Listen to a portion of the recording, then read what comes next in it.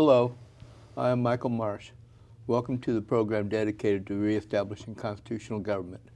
First in Oregon, and then eventually will be a good enough influence that will inspire the other states and eventually maybe even the United States to adopt their constitutions again. But in order to have the Constitution's still on the books, but we don't have a lot of people in office that are upholding their oath to defend the Constitution and obey it. So we need people that do, and that's why I have my guest here tonight, who is State Representative Mike Nearman. And I'm glad you came on today. Thanks for having me on, Mike. Since the last time we did a program, we've got a new governor now. What's your impression of Kate Brown? Well, yeah. So now I've been in the legislature now for slightly less than a month, and I'm already on my second governor now. So, but we'll see. We'll see what happens here. I'm not. I don't think she's much of an improvement over the previous governor. She talks about ethics, but I have some questions about. She got a $10,000 donation from Comcast, and then Comcast Ghost wrote a letter that she just signed her name on to about a merger that they had there. So that's a little bit ethically questionable there. And going back to the last election in 2012, where she monkeyed with the timing of the election between Bruce Starr and Brad Avakian for the labor commissioner seat there. Mm-hmm. So I think she's got some little ethical problems of her own, or little ethical questions of her own, but it remains to be seen on that. So. Okay. Now, last week, I like to spend a day once in a while at the Capitol and watch things that are going on. Something I would encourage everyone to do. I mean, sure. It's open to the public, so come on and check it out. If you get down there, come see me in my office. Yes.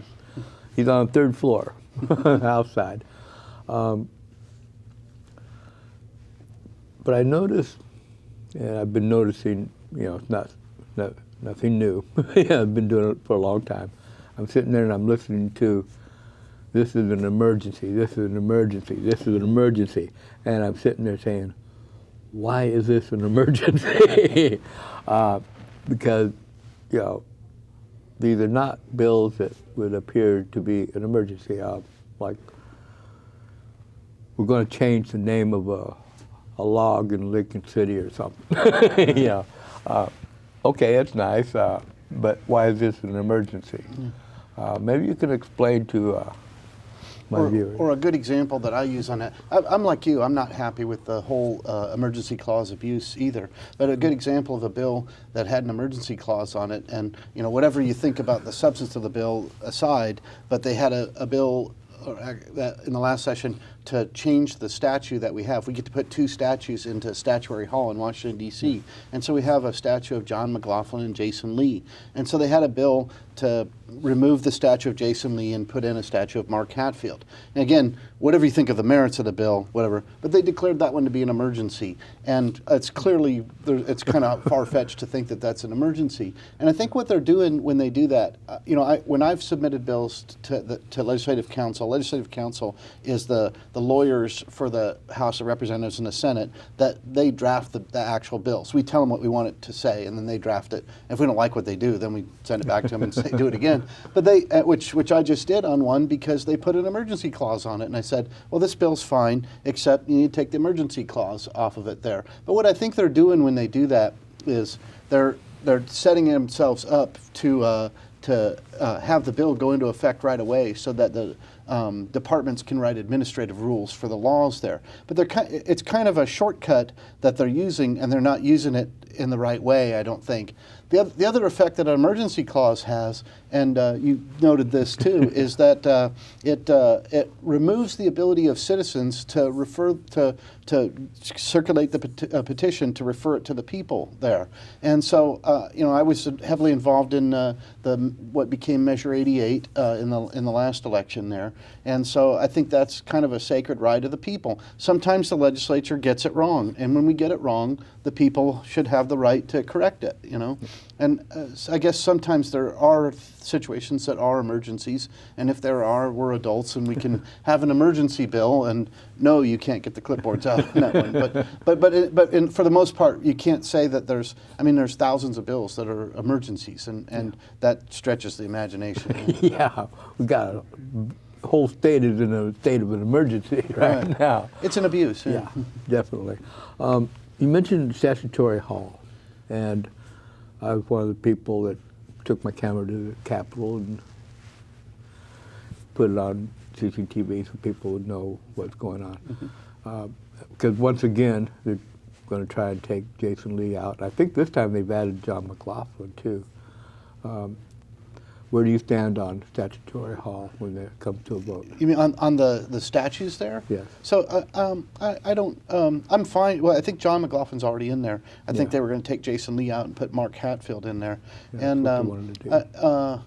I don't know. I kind of think that the memory of Mark Hatfield is too recent to be making statues of him and putting him in statuary hall. So I probably got bigger fish to fry, but I'm not for changing the current set of statues that we have there. So yeah, I kind of like the way it is now. Yeah. Yeah, and I think Mark Hatfield has an aquarium or something named for him, doesn't he? Some kind Yes, of he does. sea thing. In Newport, yes. Yeah, and that's enough. And we really don't know the long-term effects of his legislation.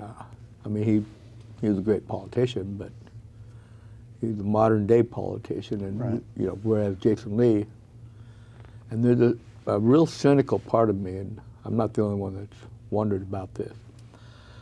Okay, Jason Lee was a missionary,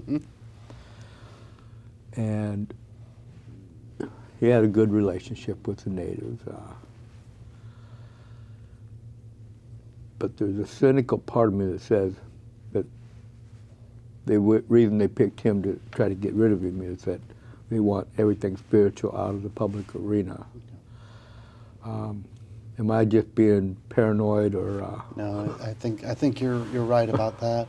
Or I think that there's some people that just favor the memory of Mark Hatfield. But again, I got bigger fish to fry than statues. But Mark Hatfield might be a right choice, but maybe that's a choice that needs to get made 50 years from now or 100 years from now. Yeah. And like I said, I'm happy with the statues that we have right now.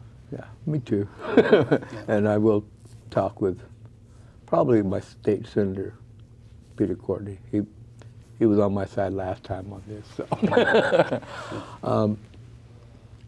so if people want to get involved with their legislative process, you know, how would they go about doing that? Sure. Well, and one thing that's real important right now is we have the Democrats are pushing a lot of bills through really fast, and so it's go there. So you got to get in and you got to act fast on some of these things. So there's some very important bills that are moving right now. One of them is if you're an opponent of Common Core, there's a Common Core bill there that says the state can't participate in Common Core. So it's sponsored by Carl Wilson, who's a great guy. He's from Grants Pass, and he's just a great guy. I'm co-sponsoring that bill, so that's House Bill 2835, I believe. And what we need to do is we need to get that one out of committee. So State Representative Margaret Doherty is the chair of the Education Committee, and we need to fill her email box up and tell her that she needs to let that bill out of committee. And if you can't remember all that, or you can call my office or email my office, and I'll be happy to tell you where to go and what to do on that. Okay, I believe Jody Hack is on that committee, isn't she? On the Education Committee? She's on one of the Education Committees. She might be, yeah. I'm on the Higher Ed Policy Committee, so she's not on that, so you might be right about that. Because I've got her coming in next week. Good, you should ask her about that. Maybe she can put some pressure on Representative Doherty, too. Okay, good. Yeah. What was the name of that bill again, 28? I think it's 2835, yeah. Okay. House Bill 2835, and it's to prohibit the state from using Common Core. Yeah, and maybe we should talk a little bit about what Common Core is, Yeah. just in case. Yeah, most of my viewers probably know, but in case somebody new Yeah, Common Core. It's kind of it's the latest federal top-down kind of way that we're going to save schools. There, they would deny. They would say, "Oh no, it's not federal top-down thing. It was developed by the Governors Association, all this kind of stuff. So it comes from the states, but really, it's tied to a lot of federal money and all that. So it is top-down, federally driven at the very least, kind of thing. And they've enacted it before they have the curriculum done. You know, one of the ways to sneak that in. So there's three segments to it. I believe there's the math, there's the literacy, and then there's kind of the social studies part of it there. Well, they have the math and the literacy ones done, and those tend to be usually pretty uncontroversial. I guess with literacy, there's the type of things that you choose to have people read, and that gets a little bit controversial. But they haven't finished the social studies one. So they have all these states that are adopting Common Core, and it's the social studies, or that kind of stuff that where you can really get controversial. And so the states have adopted it, and they don't know what the controversial parts are going to be. So that's what it is. It's a lot of extra work for teachers. It's a lot of bookkeeping kind of work and not classroom teaching kind of work. So anyway, I'm not favorable to it. So. Yeah, and I've also heard that a lot of teachers said that their testing are really a waste of time, that they're designed to cause the kids to fail, and of course every time they do, they got to take it over, and then I think it's Bill Gates who's getting paid $35 a test. How many millions of kids? And I understand there's also some data mining going on both for the federal government and the multinational corporations. Yeah. Okay. Definitely we need to get Common Core out of Oregon. What other issues are coming up that people need to know about? Well, we talked last time about the low carbon fuel standards, and that one's important to get involved too. So that one actually passed in the Senate. In the Senate, they have the Democrats have better numbers than they do in the House. So it's kind of harder to stop things in the Senate, unlike the last session. So that would be one that's on its way to the House. We may get that one next week. So that will be one you'll want to write your representative, your state legislator about, and tell them to vote no on that one. So I think we have a chance on that one, because there's a lot of conservative Democrats that don't want to be on record as being for that low carbon fuel standard there.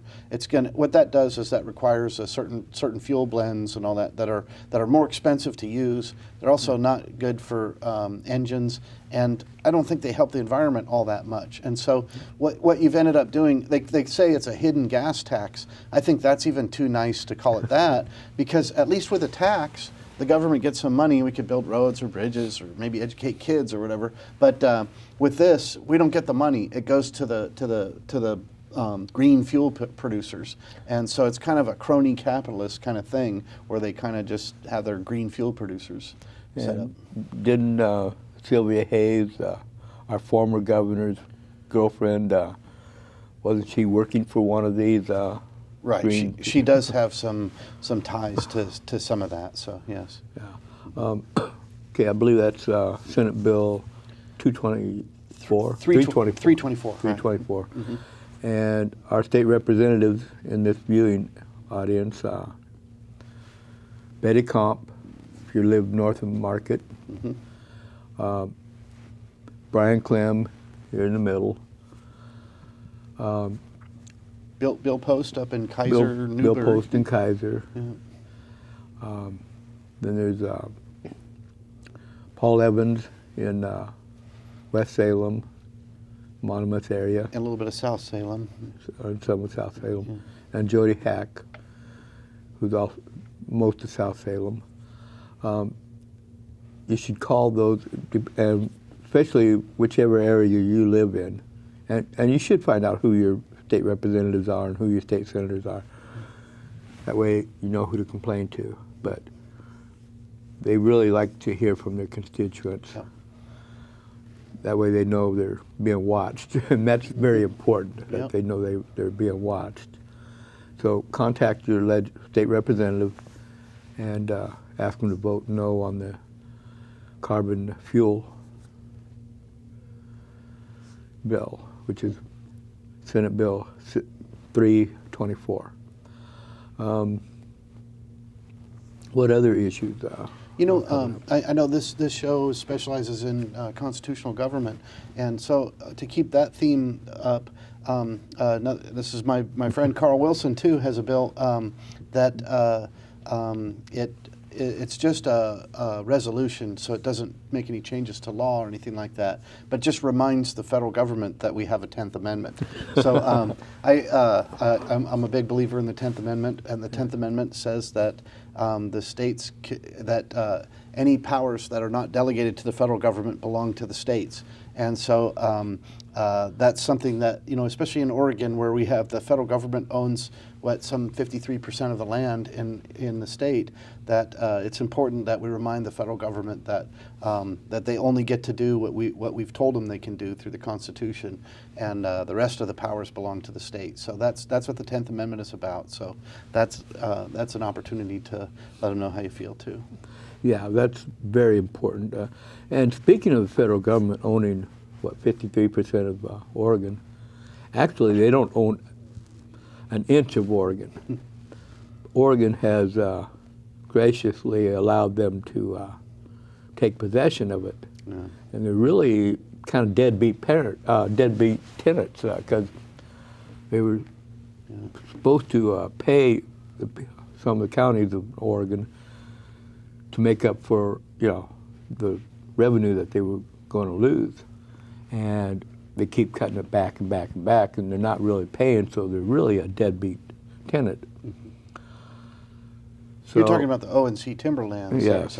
So that was a situation where back in the 1800s, the federal government ceded some land to, it was called the O&C Railroad, stands for Oregon California Railroad, and gave them some land as in payment for building a railroad. And they were supposed to, so that railroad would own that land. Well, the O&C Railroad Company never built the railroad, and they had some problems and everything. And so the federal government took that land back there, and it was supposed to be for counties, you know, to get revenue off of, so that they could run their schools and their county operations and everything. Well, since through timber activity, and so ever since the spotted owl issue, they haven't been able to log as much. The federal government has been giving those counties payments. They call it PILT, a payment in lieu of timber, and those have been getting less and less over the years. And lately, I think they're almost down to nothing. So the counties are getting nothing on that. Really, those lands should be just ceded over to the state. Yeah. Those should be state lands. So that'd be the solution that I'd support for that. Yeah. And originally, you know, the federal government had some land when Oregon was a territory, but when Oregon became a state, they were supposed to get the land back. Yeah. And then I think they also promised some money for some of these other areas, you know, that they wanted to make national parks out of. And I don't think we're getting any money out of that either. Yeah. That's kind of a different thing, having like Crater Lake National Park. Yeah. You say that's that's fine if the federal government has that, or the federal government, they need to buy some land to put a federal courthouse on, or a post office, that's a federal facility or whatever. So they can own little bits and pieces of land here and there, and I don't have a problem with that. But as far as 53% of Oregon, that certainly doesn't make any sense. No, yeah. Give about 90% of that at least back. And I wouldn't mind seeing Crater Lake, you know, even if they gave it back, if we took it back, I mean, let's be honest, we'd still probably want to keep it as a park. Sure, yeah, you know, of course. I think that's pretty universal there. And there's a few other places that would probably stay as parks. Yeah. But they don't need to be tying up 53% of Oregon's land. Yeah. You know, that could be used for the benefit of the people of Oregon. So what resolution is that? I think it's resolution number 12, I think is what it is. Yeah. I have to look that up, but so don't, if you contact my office, I can let you know what that is there. You know, there's another one, Mike, I want to change the subject a little bit, is one of the things that we're all worried about is that the federal government is going to declare the sage grouse to be an endangered species, and that's going to do to Eastern Oregon what the spotted owl did to Western Oregon. And so that's going to be disastrous. One of the things that we're trying to do is the western juniper is an invasive species in eastern Oregon. And so there's a few bills floating around that have to do with western juniper eradication, or allowing western juniper to be used as the lumber in it to be used for projects or whatever. I don't know all what they use it for. I know that the juniper wood is actually, junipers don't grow very big, so you can't get huge big logs out of them or anything like that. But the wood itself is very valuable wood because it doesn't rot. And so, like for instance, they can make planter boxes out of it, or like decorative bowls and things like that. So it does have a kind of a industrial use. So there's some bills to do that and to eradicate juniper. So I'm supportive of those efforts. That's something that we need to do to keep the federal government from listing that sage grouse as an endangered species. So. Yeah. You also got a restore the white oak or something. You know anything about that? No, I don't know. Oh, okay. We won't talk about that one then. I'll look that up. Okay. What else is coming down the pike that we need to know about?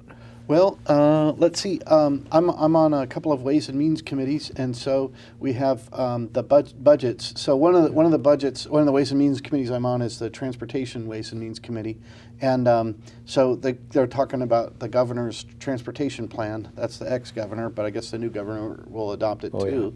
Yeah. And as part of that transportation plan, there's a lot of talk of having a gas tax, and right now I'm not all that favorable to a gas tax. You know, we just spent $180 million just doing a study for a bridge across the Columbia River where no shovel ever touched the ground or anything like that. It was more than just a study. There's a lot of work that goes into that. But we just spent $180 million and got nothing for it. We just spent $300 million or more, depending on how you want to count the nickels on that, to get a healthcare website that doesn't work. So so we've blown a lot of money lately. So I'm not, and I think that especially in rural Oregon, the economy hasn't really rebounded, and so I'm not really all that favorable to putting on a gas tax to rub salt in the wound right now. So I think we need to sit and think about how we spend money. I'm looking at some other things in the governor's budget. He's got $100 million in there for low-income housing, and I was talking to the director of the Housing and Community Services Agency today and asking her, is this the right time to do this? We're coming out of the recession now, and do we really need to spend $100 million on low-income housing? So which I don't think they build very, very effectively. So we have some budget things coming down that we need to think long and hard about, and we're kind of coming out of the recession a little bit here, but I think that that's not that, to me at least, that's not a call for, okay, open the floodgates and start taxing and spending or anything like that. I think we need to be careful. We have a lot of unemployment in Oregon, especially rural Oregon's hurting, so we need to proceed carefully. Speaking of budget and spending money, an issue that I've brought up in the past is the state will often ask the county to pay for things. We talked last time about the state automatically registering people to vote, which I think is a dumb idea and a waste of money. But it's going to cost each county quite a bit of money to implement this policy. And I'm not sure there's any money there from the state. It's going to be the county taxpayers having to pick that up. Am I right about that? Yeah, I think that they intend to allocate some monies to the counties to take care of that. But we have up to 4 elections a year, and that's every single election that there's going to be all that many more voters on the rolls there, and these are people who didn't choose to register to vote, and so I think that many of them are not going to be enthusiastic voters. You know, people who do register to vote, even in a good turnout, we have maybe 70% or something like that. Yeah. So that means of people who went through the trouble. When I say the trouble, you know, it's not very much trouble to register to vote in Oregon. You can do it online. OregonVotes.gov. That's where you go, and you go there, and it's about 3 clicks away, and you can register to vote. So it's not hard to register to vote in Oregon. And so the people who went through, even 30% of the people who went through the trouble to register to vote, they don't even vote. They don't even turn in the ballot. So I think the people who get automatically registered at the DMV, that if they're not even want to register to vote, they won't lick a stamp even to turn in their ballot. You know, so whatever it is, it's pretty much just going to be a waste of money of the counties. So, so maybe if our viewers should call, if you live in Marion County, call the Marion County Commissioners, and if you live in Polk County, call your Polk County Commissioners and tell them to recommend that their representatives actually represent the people and vote no on that. Yeah, and actually it's already passed through the House, so it's too late. If you want to let me know how you feel, I appreciate that, but I can't do anything about it now. Yeah. So it already passed through the House. It passed on a pure party line vote there, so it was 35-24, and then one of the Republicans was sick.